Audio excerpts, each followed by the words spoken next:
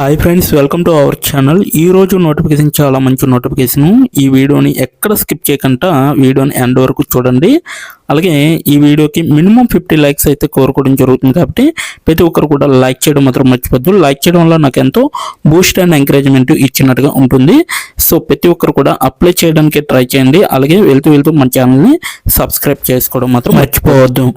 మీరు నాతో డైరెక్ట్గా కాంటాక్ట్ అవ్వాలంటే డిస్క్రిప్షన్ బాక్స్లో నా వాట్సాప్ ఐడి ఇవ్వడం జరిగింది. అక్కడి నుంచి నాకు డైరెక్ట్గా మెసేజ్ చేయొచ్చు, కనెక్ట్ అవ్వచ్చు.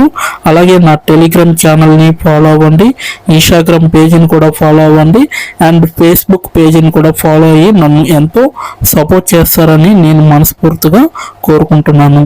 ఈ రోజు నోటిఫికేషన్ వచ్చేసరికి మనకి ఫ్లిప్కార్ట్ కంపెనీ నుంచి ఈ యొక్క వేకెన్సీ అనేది రావడం జరిగింది అనమాట. మనకైతే సీనియర్ అసోసియేట్ గా ఈ యొక్క వేకెన్సీ అనేది రిలీజ్ చేయడం జరిగింది. పీపుల్ ఆపరేషన్స్ అనేసి కూడా ఇవ్వడం జరిగింది అనమాట. ఈ యొక్క కంపెనీ అనేది బెంగళూరు, కర్ణాటక, ఇండియాలో ఉంటుంది. సో ఈ యొక్క వేకెన్సీ అనేది మళ్ళీ రీపోస్టెడ్ అనేది చేయడం జరిగింది అనమాట. 3 days అగో అనేసి ఇవ్వడం జరిగింది. అంటే 3 రోజుల కిందటే ఈ యొక్క వేకెన్సీ అనేది రావడం జరిగింది. అలాగే ఓవరాల్గా 100 పీపుల్స్ అయితే ఈ యొక్క వేకెన్సీ పైన క్లిక్ చేసి అప్లై చేసుకోవడం అనేది జరిగింది. ఆన్ సైట్ అంటే వెంటనే జాయిన్ అయ్యేవారు కావాలన్నమాట. సో ఫుల్ టైం వర్క్ అనేది ఉంటుంది. సో రిమోట్ వర్క్ అనమాట. సో ఎవరు మిస్ కావద్దు. ఎలా అప్లై చేయాలో అనేది కూడా వీడియో ఎండ్ వరకు చూస్తే మీకు అర్థమవుతుంది. కాబట్టి ప్రతి ఒక్కరు కూడా ఎండ్ వరకు చూడండి, ఎక్కడ స్కిప్ చేయకుండా. అయితే ఇక్కడ చూడొచ్చు అబౌట్ ద జాబ్ అనేసి ఇవ్వడం జరిగింది. సో ఇక్కడ మనకి క్లియర్ గా మెన్షన్ చేయడం జరిగింది. Ensure input collection from vendors with compliant checking of payroll inputs, draft registration and 100% compliance on strategy dedication. Example statutory bonus, PF, ESIC act అనేసి ఇవ్వడం జరిగింది అనమాట.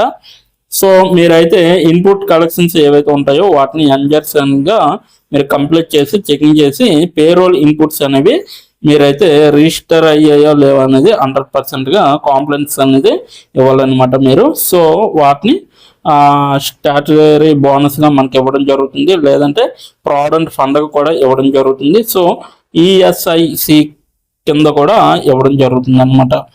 అలాగే ఎన్ష్యూర్ కాంట్రాక్టర్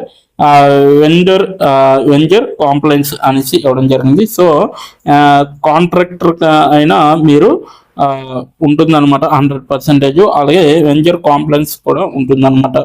అలాగే 100% adherence to audit requirements and timely processing of payroll with the ట్యాప్ట్ without any delays అనేసి ఇవ్వడం జరిగింది.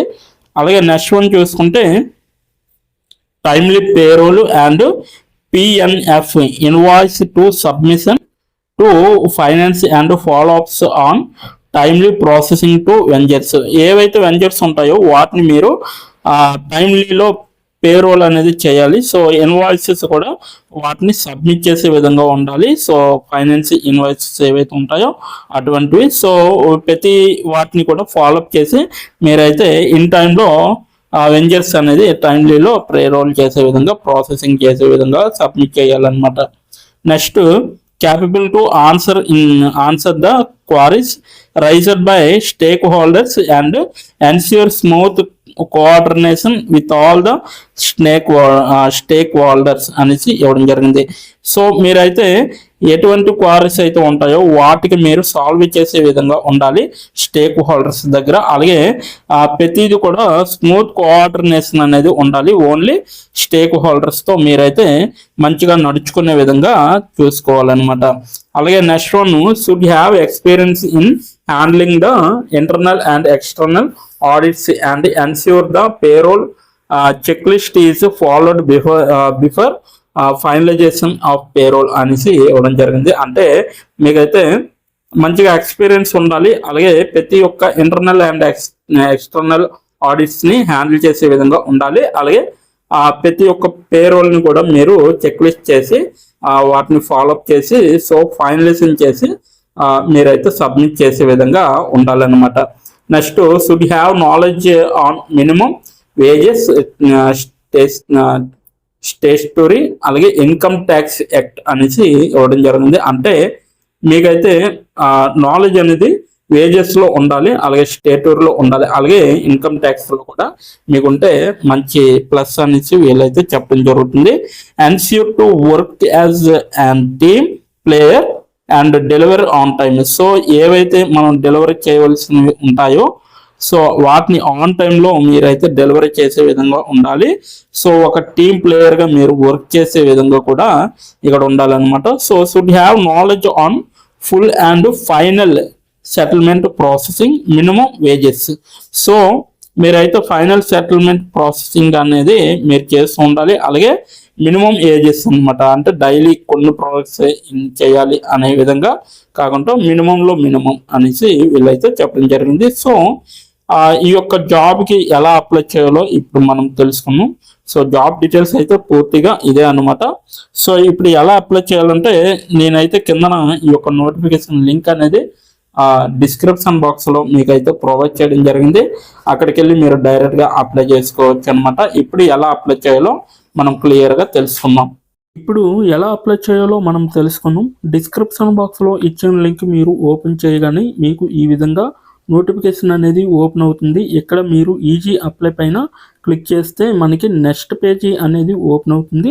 ఇక్కడ నెక్స్ట్ పేజీలో అప్లై టు అని ఉంది కదా, అక్కడ దాని పక్కన కంపెనీ నేమ్ అనేది రావడం జరుగుతుంది. ఏ కంపెనీకి అయితే అప్లై చేస్తున్నారో ఆ యొక్క కంపెనీ నేమ్ అనేది రావడం జరుగుతుంది.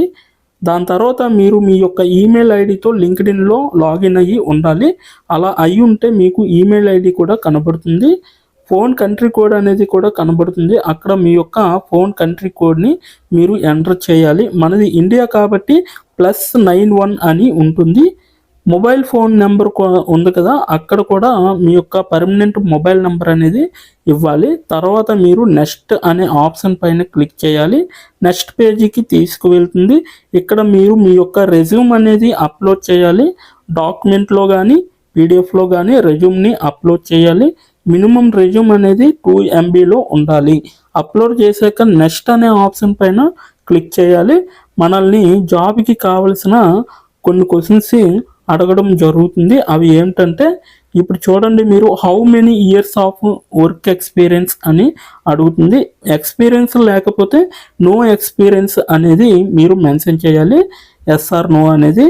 అది కూడా ఎటువంటి ఎక్స్పీరియన్స్ అవసరం లేదు అని అప్లికేషన్లో మెన్షన్ చేస్తే అప్పుడు మీరు నో ఎక్స్పీరియన్స్ అని టైప్ చేయాలి.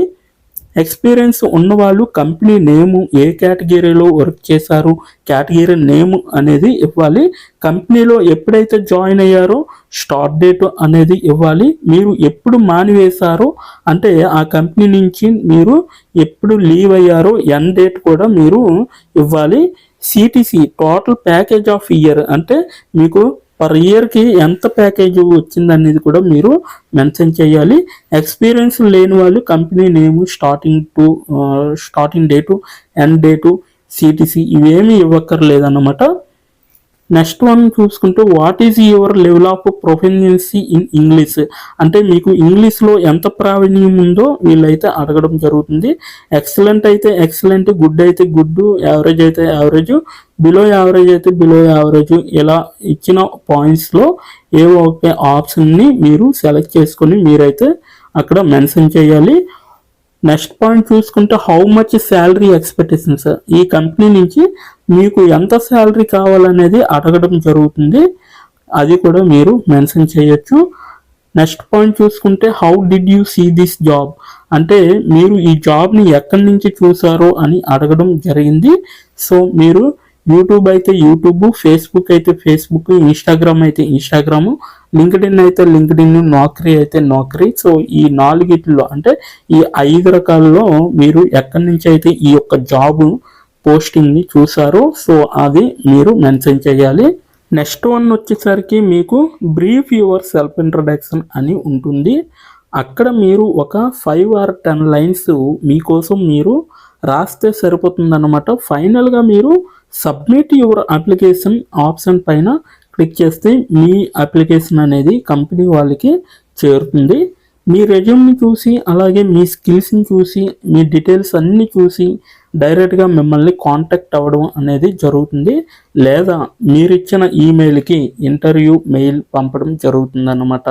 అలాగే మీరు ఎప్పటికప్పుడు మీ యొక్క ఈమెయిల్ని చెక్ చేసుకోవాలి. సో ఇదన్నమాట మొత్తం అప్లై చేయవలసిన ప్రాసెస్. నోటిఫికేషన్ పూర్తి డీటెయిల్స్ చూస్తారు కదా, ఇంకెందుకు ఆలస్యం, వెంటనే అప్లై చేసుకోండి. ప్రతి ఒక్కరు కూడా ఈ నోటిఫికేషన్కి అప్లై చేసుకుంటారని కోరుకుంటున్నాను. ఇప్పటి వరకు ఈ వీడియోని చూసిన ప్రతి ఒక్కరికి చాలా చాలా థ్యాంక్స్ ఫర్ వాచింగ్.